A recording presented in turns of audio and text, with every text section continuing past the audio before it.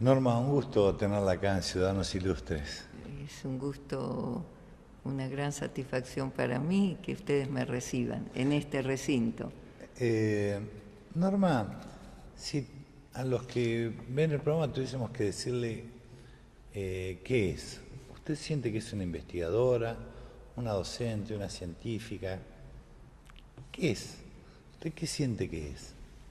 Sí, lo primero es que yo me siento que soy yo misma, que ya es algo, pienso que alcanzar es una meta muy importante. Soy una científica. Ajá. Un científico tiene que hacer investigación.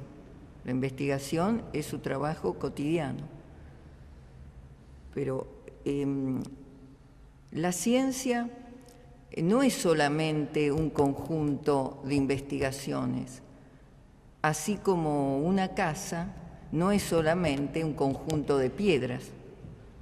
Un conjunto de piedras se necesitan para hacer una casa, Claro. de piedras o de todo el material.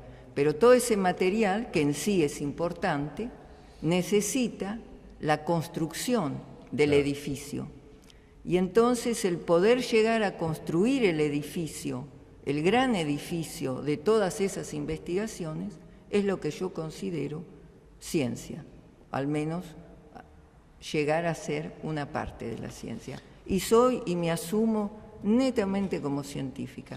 La docencia es parte de ser científico, la docencia uno la está haciendo todo el tiempo y el científico es una persona.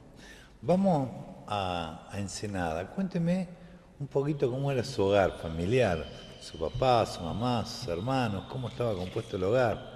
Sí. Le brota la sonrisa cuando le nombro Sí, Ensenada. porque de ahí surgió todo. Claro. Yo siempre digo, vuelvo a Ensenada.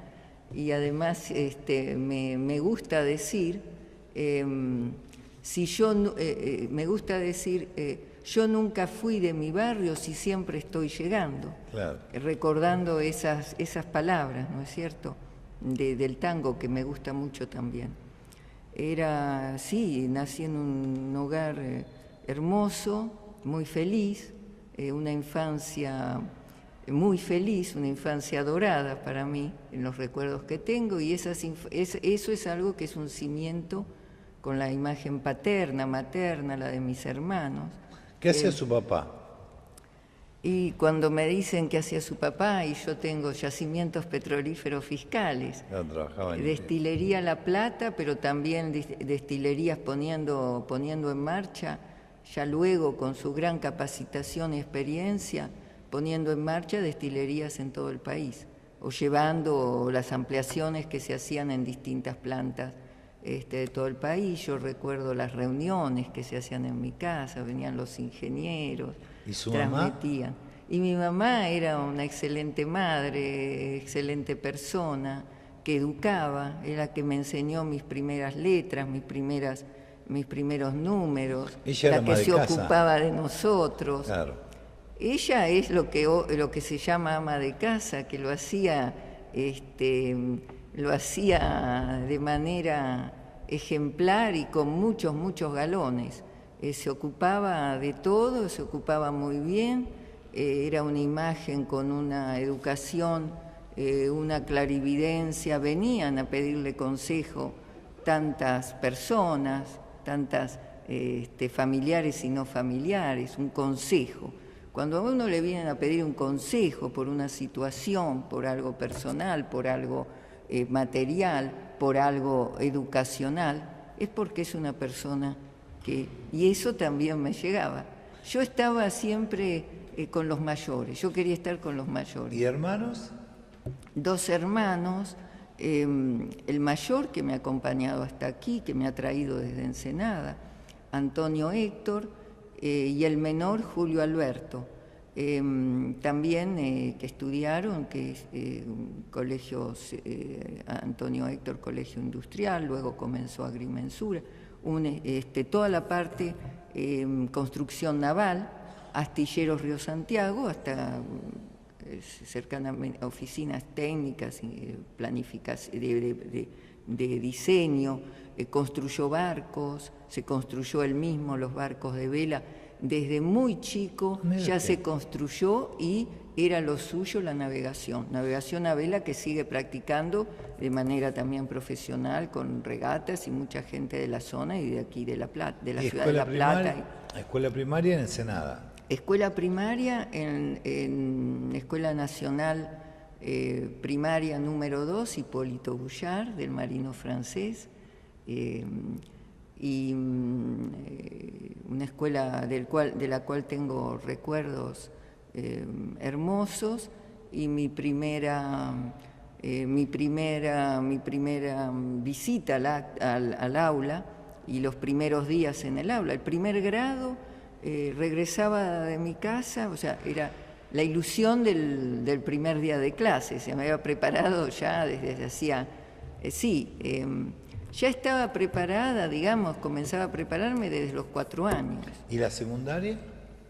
Secundaria siempre tuve en claro, o sea, yo ya estaba en 6º grado, en 5º grado, y decía a mis padres, no voy a ir al colegio secundario en Ensenada.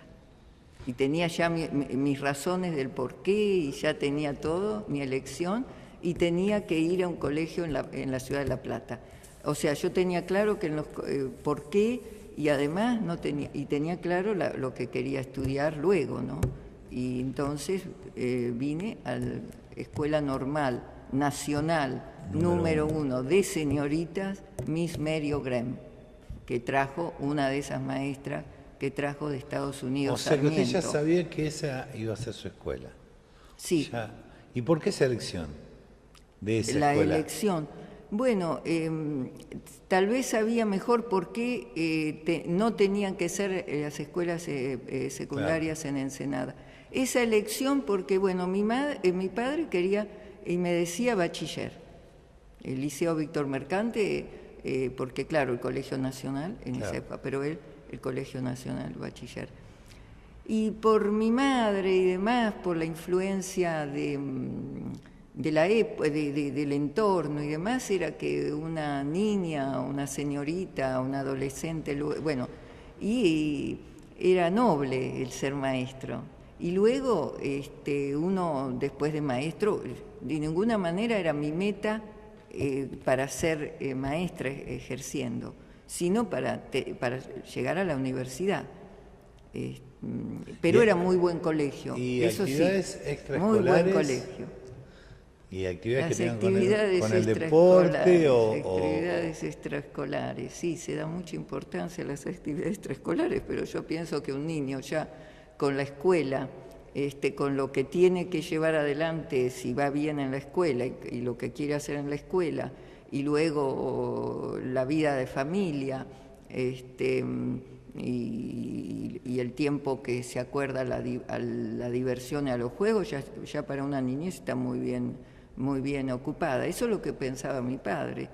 Y por eso las actividades extraescolares eran muy pocas. Y yo no tenía vocación tampoco para ir a danzas, como iban, digamos, las que se proponían. En cambio, era como actividad extraescolar, no era en realidad extraescolar, porque era mi madre me enseñaba, o sea, lo que todavía no me habían enseñado, y era leer las otras cosas que ir descubriendo todavía lo que no sabía. O sea que era leer, era aprender. Norma, vamos a hacer una pausa. Cuando ¿Cómo no? volvemos seguimos recorriendo su vida. Muchas gracias. Unión de Expendedores de Naftas y Afines La Plata.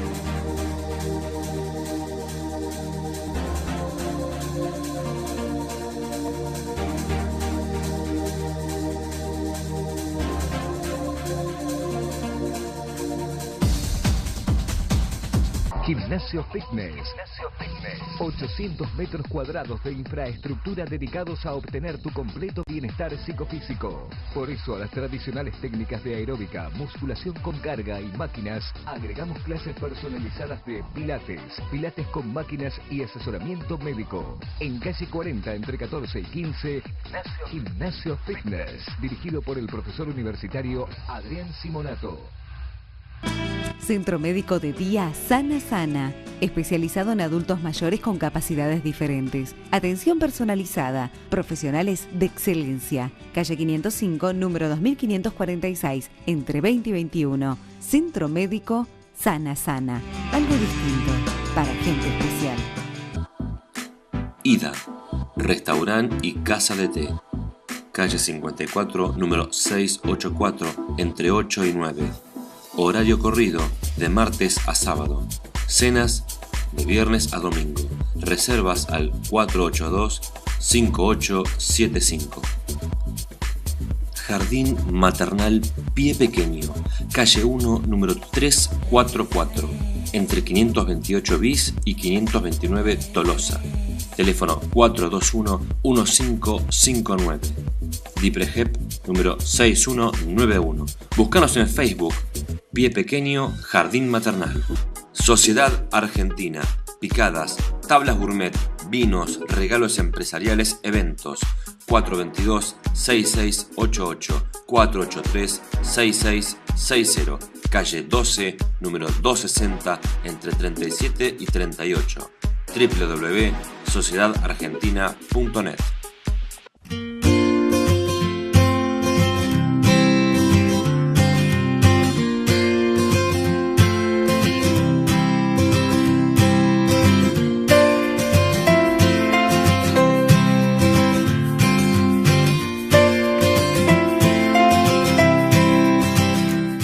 Cipla Estética, cirugía plástica y medicina estética. La doctora Mónica La Rosa pone a tu alcance toda la frescura y belleza que necesitas. Turnos al 421-3957 o al 15-465-8784. Búscanos en Facebook, Cipla Estética.